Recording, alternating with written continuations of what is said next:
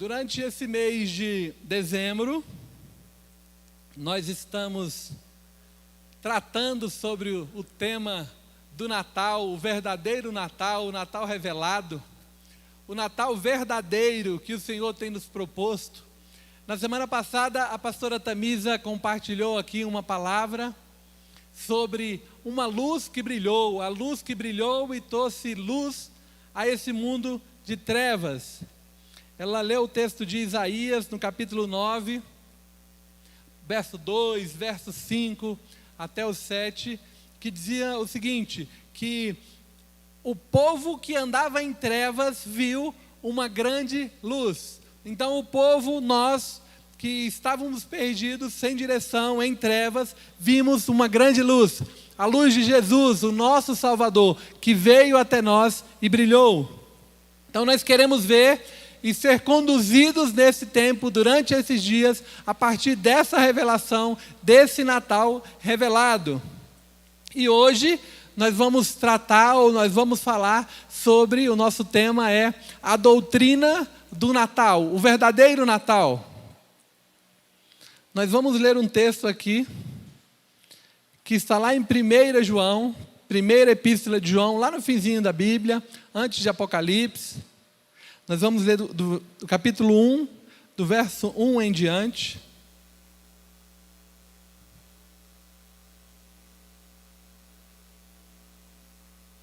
Nós teremos ainda mais 2 ministrações esse mês a respeito do Natal, cada uma com uma revelação diferente, com Deus nos abençoando, nos trazendo a direção desse Natal correto, desse Natal bíblico, dessa direção, desse propósito maravilhoso que Deus tem para nos revelar. E nesse tempo de Natal que os corações estão tão desejosos, né?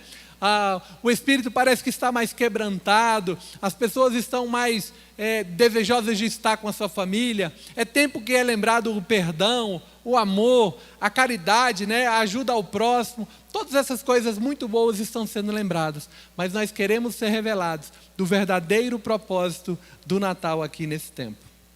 Vamos ler o texto de 1 João a partir do versículo de número 1. Diz o seguinte: o que era desde o princípio, o que ouvimos, o que vimos com os nossos próprios olhos, o que contemplamos e as nossas mãos apalparam, isto proclamamos a respeito da palavra da vida. A vida se manifestou a nós, a vimos e dela testemunhamos, e proclamamos a vocês a vida eterna, que estava com o Pai e nos foi manifestada. Nós lhe proclamamos o que vimos e ouvimos, para que vocês tenham comunhão conosco. Nossa comunhão é com o Pai e com o seu Filho, Jesus Cristo. Escrevemos estas coisas para que a nossa alegria seja completa.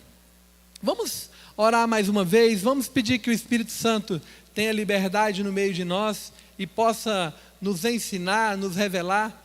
Essa deve ser a sua oração, porque você precisa ter a sua revelação a respeito dessa palavra.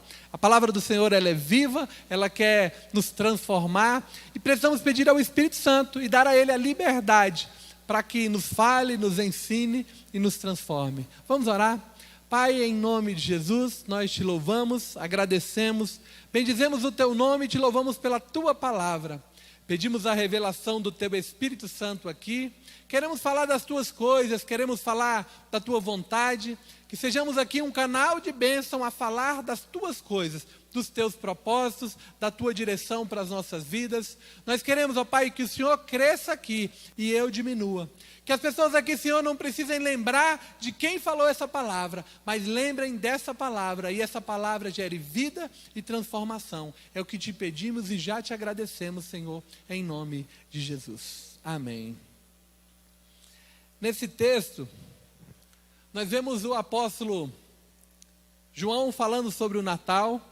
E muitas vezes, quando nós achamos que vamos falar sobre o Natal, nós procuramos passagens bíblicas que falam sobre o nascimento, que falam sobre os pastores, que falam sobre a luz que brilhou, sobre a manjedoura, sobre José, sobre Maria.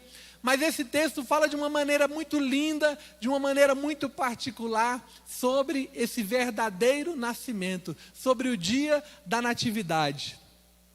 Esse texto ele traz uma revelação da doutrina do Natal. Então, nesse contexto, a doutrina do Natal é como um conjunto coerente de ideias fundamentais baseadas na revelação da palavra de Deus.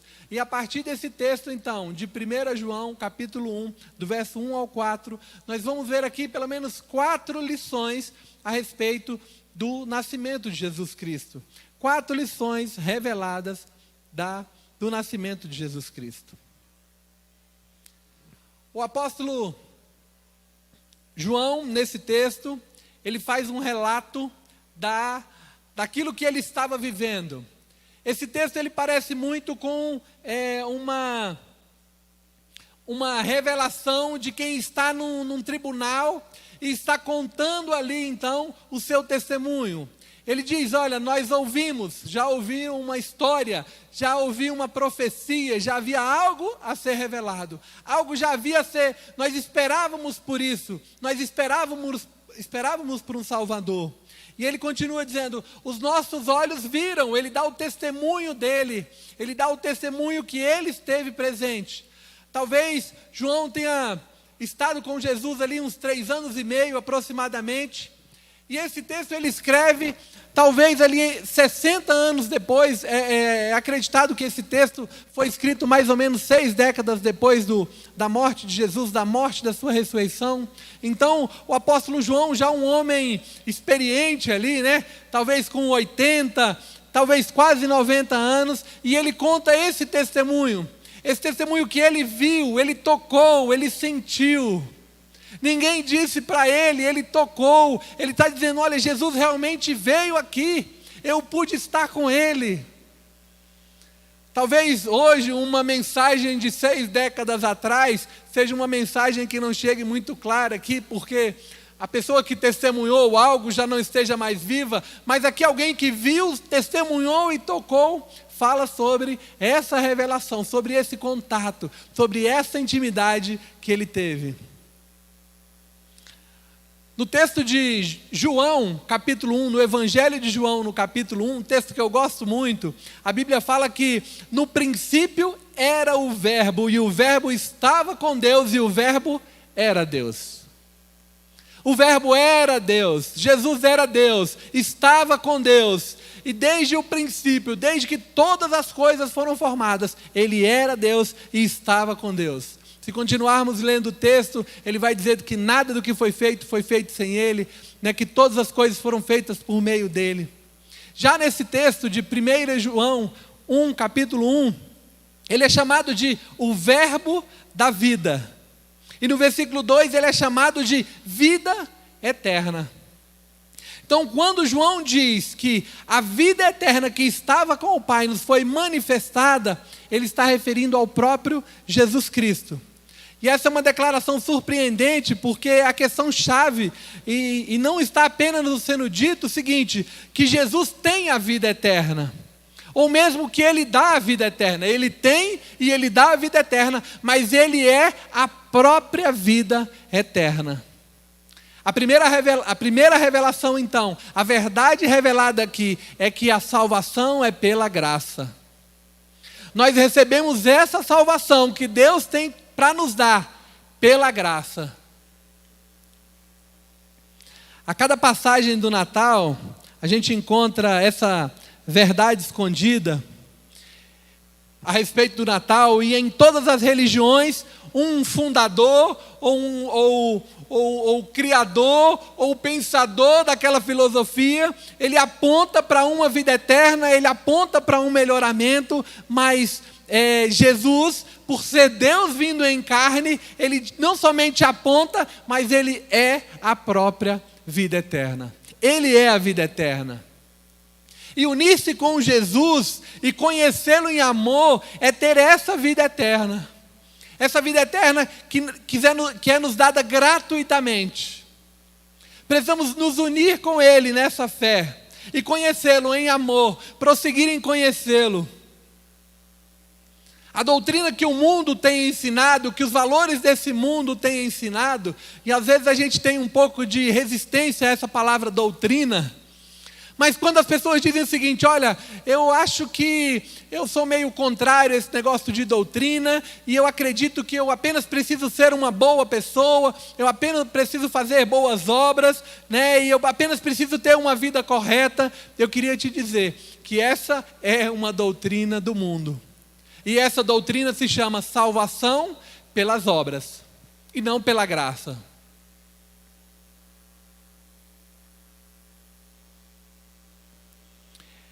Essa ideia, ela presume que você não é tão ruim assim, ao ponto de necessitar de um Salvador. Você não é tão ruim ao ponto de não conseguir consigo mesmo reunir forças e viver como se deveria. Essa doutrina está dizendo que você pode por você mesmo, que você é capaz por você mesmo.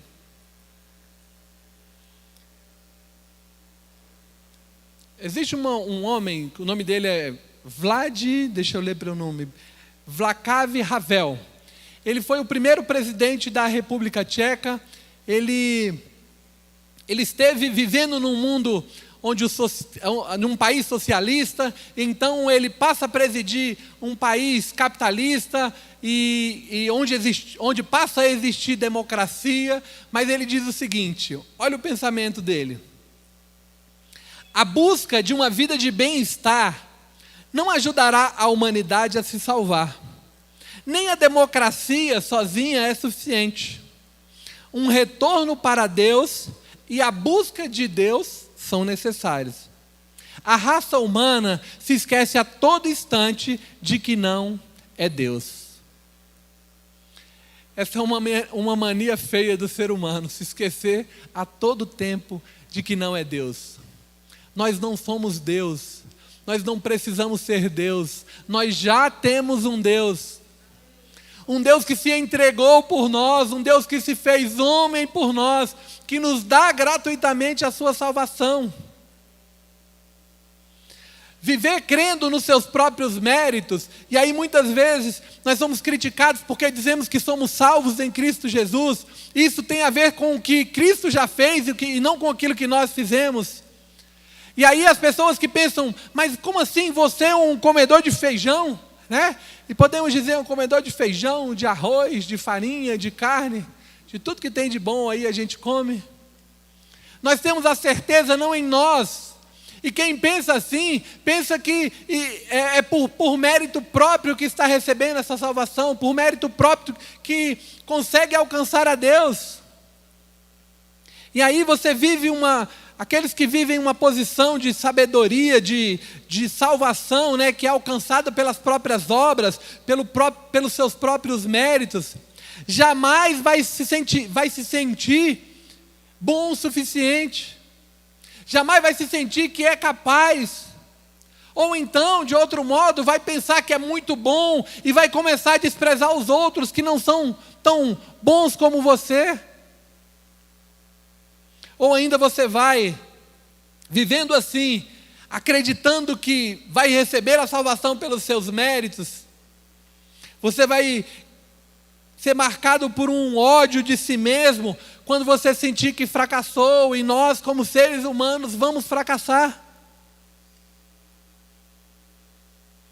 Viver crendo nessa autossuficiência é ser rebocado pelas emoções, e aí você vai ser durante o dia você vai ter todas as emoções possíveis, vai acordar alegre ou triste, no meio do dia você vai estar alegre, no final da tarde cansado e não vai querer mais. Então, crer em si mesmo para ser salvo é muito pesado, é muito triste.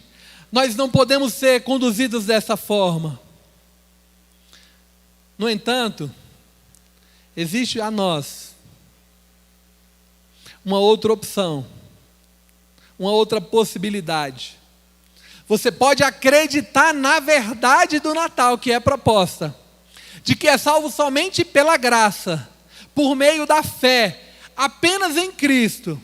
Então você vai obter uma identidade de filho amado do Pai. Uma identidade humilde, que sabe quem é e quem também não é.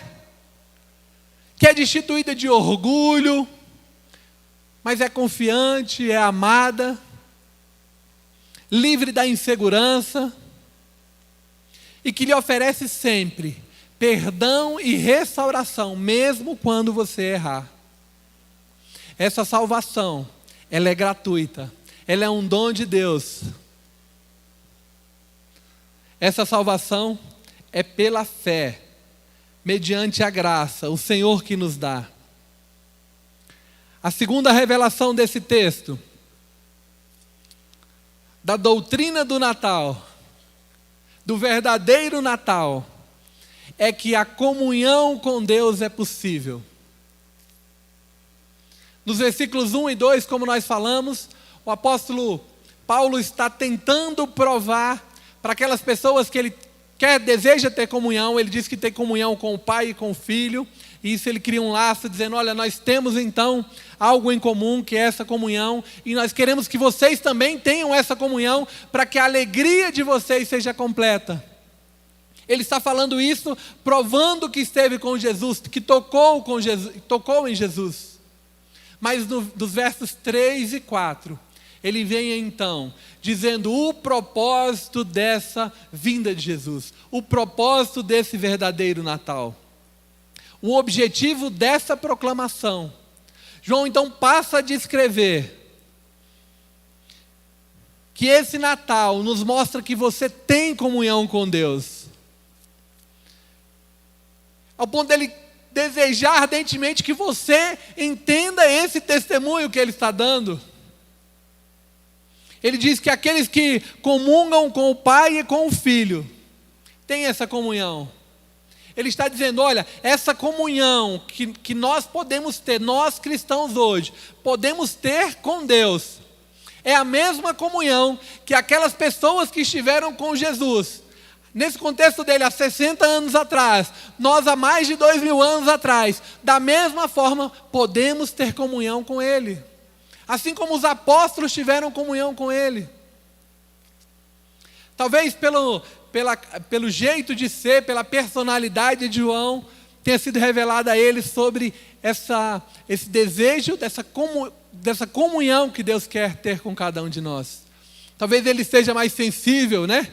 Ele é uma pessoa mais amável, mais amorosa talvez, e aí ele consegue entender melhor esse desejo de Deus de ter comunhão com cada um de nós. Essa comunhão íntima, né? Esse relacionamento de compartilhamento. Você sabe o que eu desejo, Deus sabe o que você deseja, e aí você diz para Ele, e Ele revela para você os mistérios dEle, a vontade dEle, e você mergulha mais fundo nessa comunhão. Essa comunhão multidimensional, que passa do físico para o espiritual, do espiritual para o mundo físico. João disse isso, e ele esteve com ele, ele sentiu tudo isso. E ele está dizendo, olha, Deus, nós podemos ter essa comunhão com Deus. As religiões orientais, elas não admitem essa possibilidade de uma comunhão pessoal com Deus. Eles veem Deus como uma força impessoal, indiferente. E aí, quando você se aproxima dessa força, segundo eles, você é absorvido por essa força. Mas não é para você ter uma comunicação, um diálogo. É algo distante, é algo intangível. E para muitas crenças mundiais ainda, Deus ainda é pessoal, mas não tão pessoal assim. Distante, intocável, inacessível. Eles dizem que não se pode ter uma comunhão íntima, amorosa com Deus. E aí essas religiões dizem o seguinte: estou aqui para lhes mostrar o caminho para a realidade espiritual.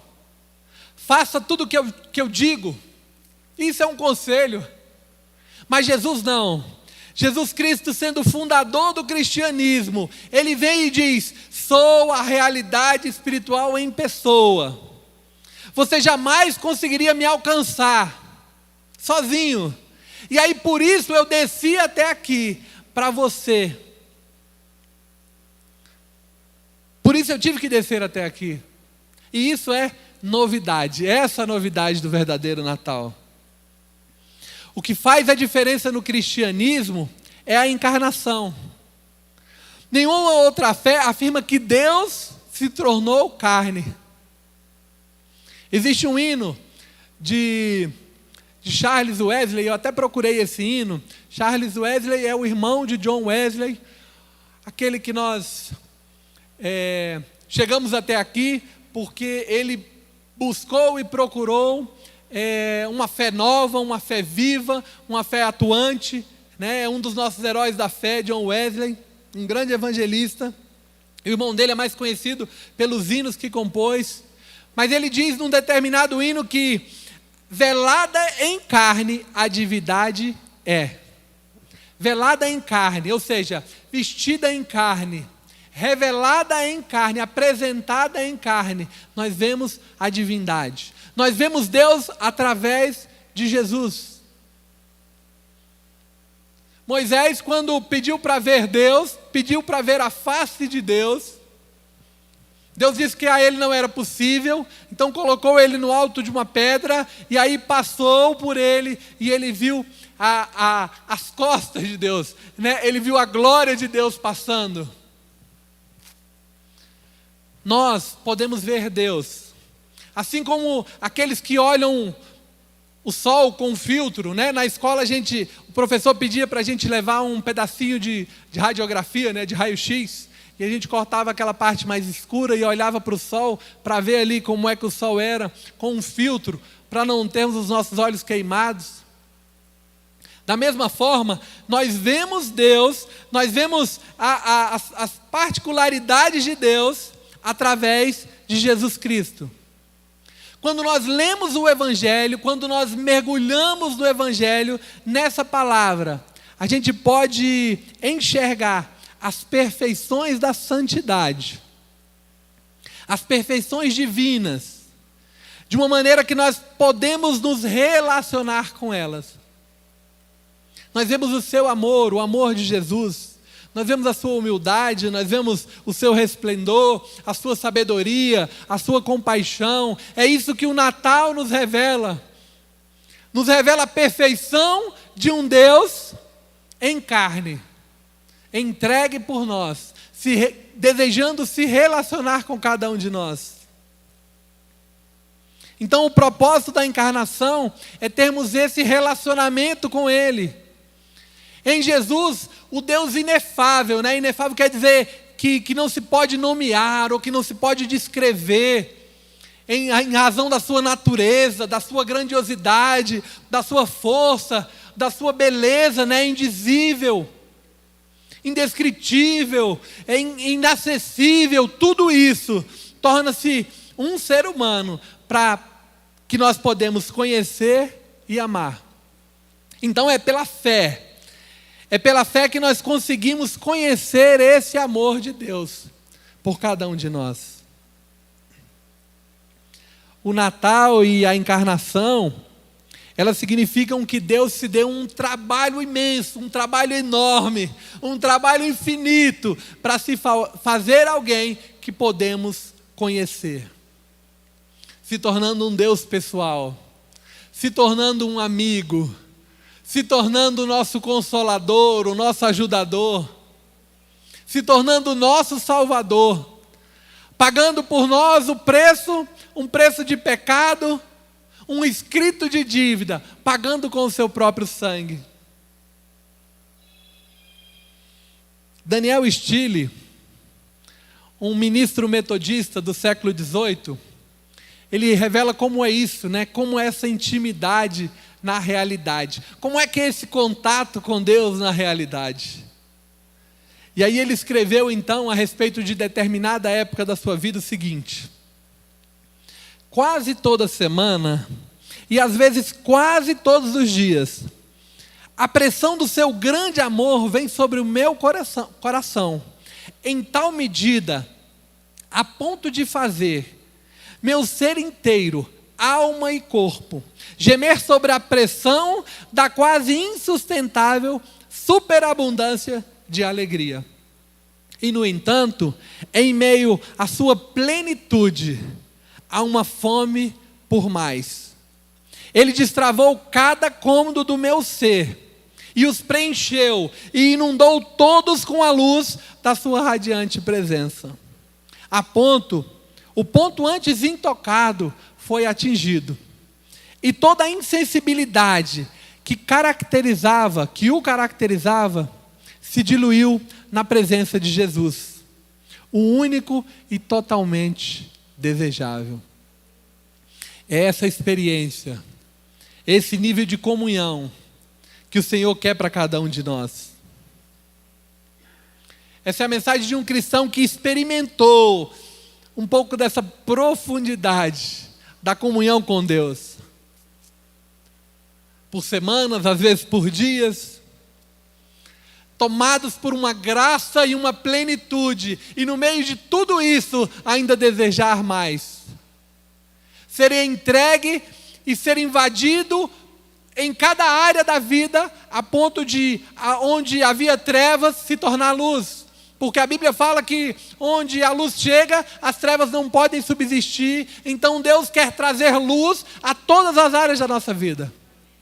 Ele quer que em todas as coisas, a plenitude desse amor e dessa comunhão nos transforme. Através deste Natal, deste nascimento, é possível que caminhemos em direção à plenitude do varão perfeito que é Jesus Cristo. O Natal significa que Deus não está satisfeito em ser um conceito de alguém que o conhece, ou de um conceito para alguém que o conhece remotamente, bem distante, de ouvir falar, de testemunhos de outros. Eu já ouvi falar que Deus fez isso, talvez eu acredite em algumas coisas, em outras não. Mas do contrário, Deus quer tornar-se conhecido, revelar os seus segredos, os segredos em sua palavra, os segredos do coração dele para cada um de nós. Ele tem esse relacionamento. E Ele quer então, através deste Natal, que você se aproxime dEle. E esse é um desafio desse verdadeiro Natal. Esse é o desafio do verdadeiro Natal, que é bem como uma promessa de comunhão e um desafio de mudança. Um desafio de busca, um desafio de desejo diário.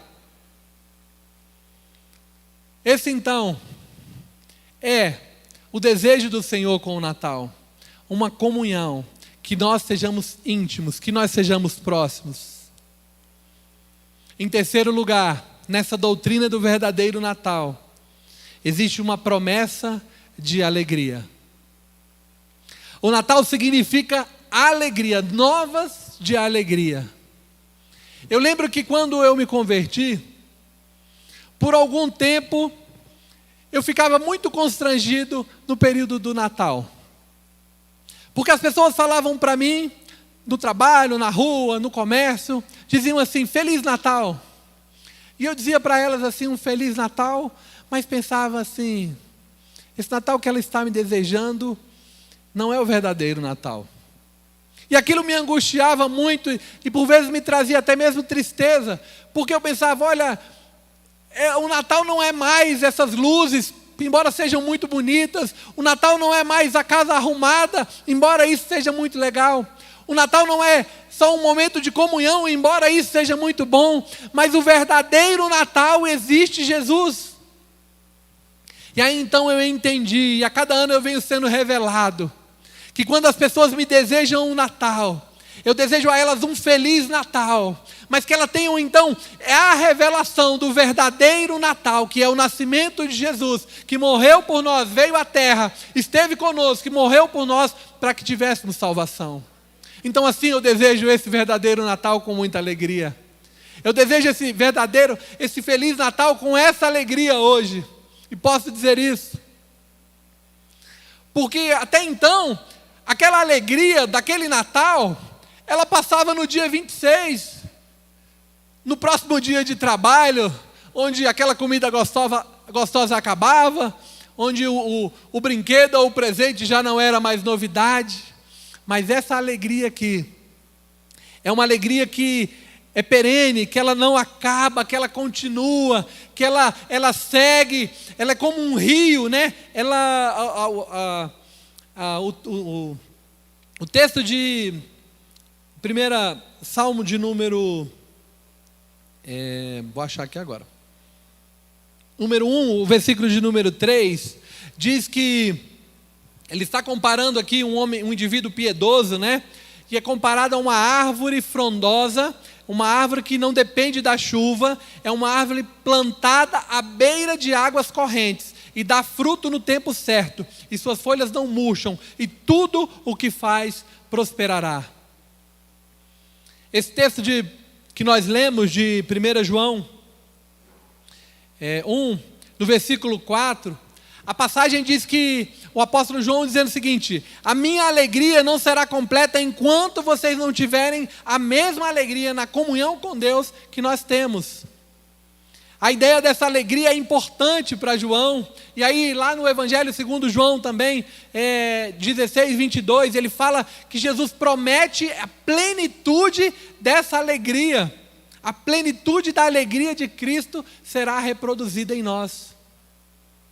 Essa alegria, obviamente ele está falando de uma felicidade, mas não daquele tipo que vem, que dá entusiasmo, que dá pulos de alegria, mas em seguida passa. Ele está falando de uma alegria que tem raízes mais profundas, que não secam, que tem o seu alimento muito mais profundo, num rio de água viva, no rio de Deus que passa sobre nós. É essa alegria que nos é proposta. Que independente das circunstâncias, nos faz acreditar e nos faz ter certeza para continuar. É essa verdade revelada nesse Natal. Embora circunstâncias negativas venham, nós estamos como num estrado de um barco, ou num laço de um barco, que mantém o barco ali longe da água, que mantém o barco afastado da água, a despeito das ondas subindo ou descendo, nos mantém protegidos a pé seco. E aí nós somos chamados a viver essa alegria que o Natal traz. Ela é uma garantia do amor e do cuidado de Deus.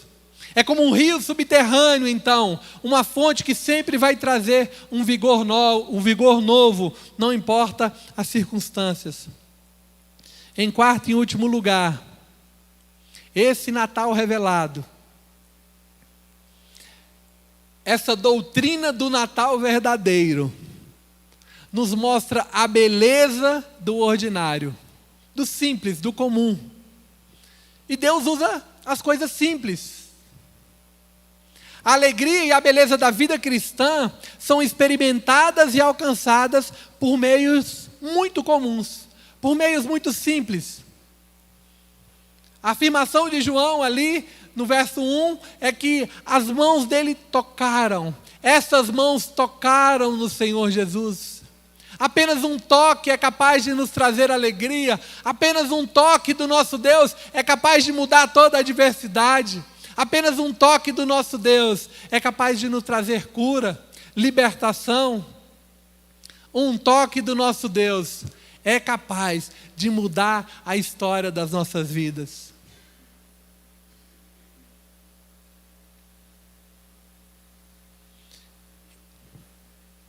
Nessa revelação, que Deus usa coisas simples, nós podemos imaginar como pôde um Deus infinito, o infinito, tornar-se finito, tão pequeno. O extraordinário, o Criador de todas as coisas, o Criador do universo, aquele que não tem início nem tem fim. Como pôde? E esse é o cerne da mensagem, né? É o principal dessa mensagem do Natal. Algo de inimaginável grandeza foi acondicionado dentro de uma manjedoura. Nosso Deus reduzido a um pequeno palmo, uma criança. indefesa, ali naquela manjedoura, incompreensivelmente feito homem. E aí o mundo não pode compreender isso, porque o mundo quer espetáculo, o mundo quer exposição, o mundo quer o primeiro lugar em tudo. E assim, a maior ironia deste fato reside do Natal ser um feriado assim tão conhecido, tão festejado, mas tão incompreendido. Com uma mensagem para o mundo que traz uma verdade oposta aos seus valores. Jesus, ele nasceu numa manjedoura, ele não nasceu numa arena pública. Como hoje nós vemos as crianças nascendo, elas já têm uma conta no Instagram, antes de nascer na barriga da mãe elas já têm a sua conta, e aí quando nascem já tem milhares de espectadores, e aí quando nasce aquele espetáculo todo mundo vê, e aí aquela criança parece que já nasce com o olho aberto, e nasce mesmo, olhando ali, e fazendo pose, e fazendo graça, e aí todo mundo já conhece, um grande espetáculo surge. Jesus não, Jesus nasce em um estábulo. Jesus nasce e não vai morar num palácio, num belo lugar, numa bela casa, numa grande casa com um lindo quarto, um belo berço. Do contrário, Jesus, ele se torna de imediato um refugiado, um sem-teto. Não são os VIPs, não são as celebridades que vão visitá-lo no seu nascimento. Pessoas simples, pastores, homens que estavam trabalhando no campo, no sereno, na noite. Conta-se uma história de um show de acrobacias. Talvez como aquele show da Esquadrilha da Fumaça. E o público todo estava reunido em um estádio. E eles vinham e faziam aquelas grandes acrobacias, aquelas piruetas, aqueles loopings, e passavam sobre a multidão, sobre o público. E o público muito alegre, muito eufórico com tudo aquilo. Então aqueles pilotos são trazidos àquele lugar de helicóptero. E aí eles vêm de helicóptero, descem no meio daquele campo. E aí aquela chuva de prata, fogos. E aí aqueles homens descem ali com uma roupa prateada, bem chamativa, com um macacão com um zíper daqui do ombro descendo até a bota, muito brilhosa, muito chamativa. E aí aquele locutor diz o seguinte: olha, se eu fosse Deus apresentando meu filho à humanidade, eu apresentaria assim. Mas Jesus vem de uma maneira totalmente diferente. Vem mostrando aquilo que é importante. Vem não para os ricos, os que estão cheios de si mesmo, não em palácios, mas vem para aqueles pobres, os pobres de espírito. Por isso, bem-aventurados os pobres de espírito, ou os pobres, porque no seu coração e no seu entendimento, percebem que precisam de algo, que não são dependentes, que não podem por si mesmos. Em todos os detalhes, Jesus, ele desafiou essas expectativas do mundo em relação a como as celebridades deveriam vir.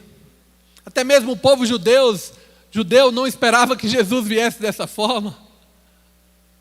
Não esperava que ele agiria daquela forma. Talvez imaginassem que Jesus iria ser o libertador daquele jugo de escravidão que eles viviam sob o governo de Roma. E aí o mundo não consegue entender a pessoa de Jesus. Por isso as boas novas do Natal, como as boas novas do Evangelho, são loucura para este mundo. O mundo não consegue perceber. Então essas são, as antigas novas do Natal. Cristo veio em pequenez e fraqueza, não para o orgulhoso, mas para o humilde. Para aqueles que reconhecem que são fracos, pequenos, necessitados de um Salvador. O Natal revela que a vida cristã, ela não começa com grandes feitos e conquistas, e sim com a mais simples e ordinário, né, os mais simples e ordinários gestos de humildade e súplica.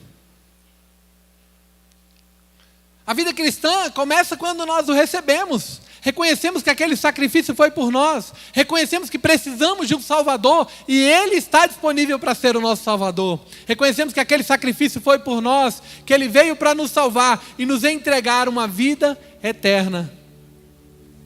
Então, quando reconhecemos essa vida, reconhecemos essa vida eterna, gratuita, essa salvação gratuita,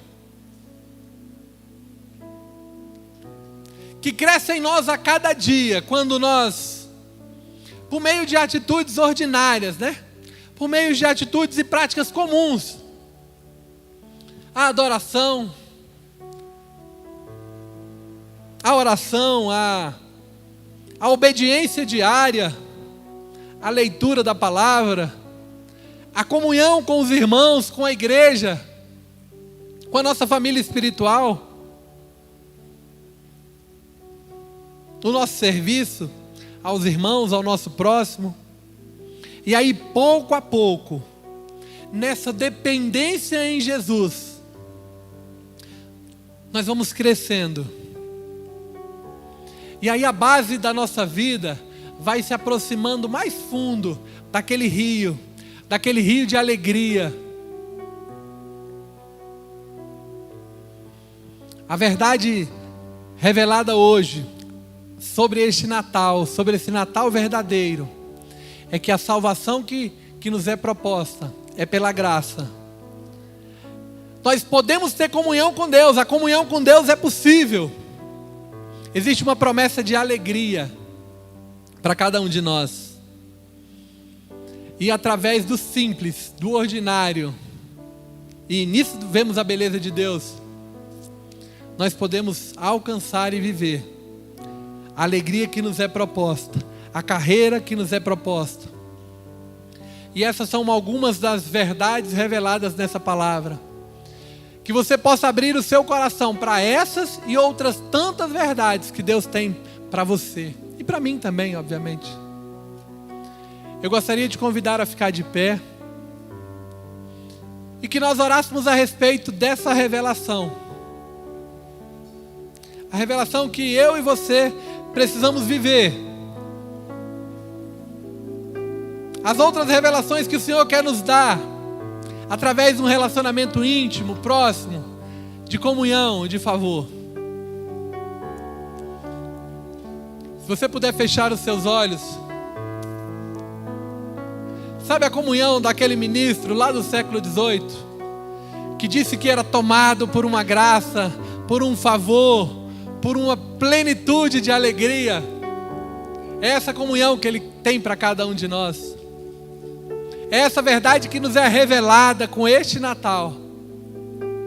E nós podemos nos alegrar então, não com aquilo que vai passar depois do dia 25, mas nós podemos nos alegrar todos os dias do ano. É essa alegria que nos é proposta. E você pode então fazer a sua oração. Pai, em nome de Jesus, nós te louvamos, nós te damos graça. Te agradecemos, ó Pai, por tão grande salvação que nos alcançou. Andávamos perdidos, sem luz, em trevas. Mas o mundo que andava perdido viu tão grande luz, tão grande salvação. E um menino nos foi dado, um filho nos foi dado. E sobre ele estava a nossa salvação. Temos nele aquilo que precisamos. Temos nele a plenitude de Deus. Emanuel, o Deus conosco. Emanuel, o Deus próximo. Emanuel, o Deus revelado. O Deus é revelado a cada um de nós. Santo Deus, nós te agradecemos. Entra em nós com tua graça. Entra em nós com teu Espírito. E onde existe trevas, traga luz. Naquilo que não te glorifica, traga luz. Onde há tristeza, traga luz. Onde há pecado, traga luz. Que haja a tua luz, Pai. Que haja a tua luz sobre nós.